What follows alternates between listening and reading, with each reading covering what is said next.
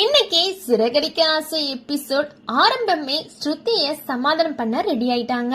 விஜயா கிட்ட போயிட்டு ஆனா அங்கே அவங்க டிராமா தான் ஆரம்பிக்கிறாங்க. விஜயாவுக்கு சரியான அவமானம் கிடைக்குது. ரவி தான் காதலிப்பார்னு நீத்து சொல்ல அதுக்கு பின்னாடி ஸ்ருதி கோபப்படுறாங்க.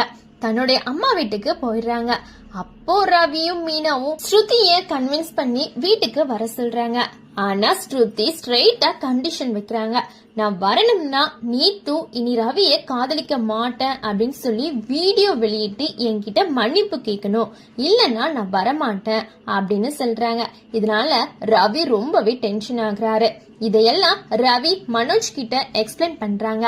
மனோஜ் சொல்றாரு, சொல்லாம நீத்து கிட்ட போயிட்டு ஸ்ருதி கிட்ட மன்னிப்பு கேட்டு பிரிங் தம் டுகெதர், அதுக்கப்புறம் 2 பேரும் ஜாலியா வாழுங்க அப்படின்னு சும்மா பேசுறாங்க.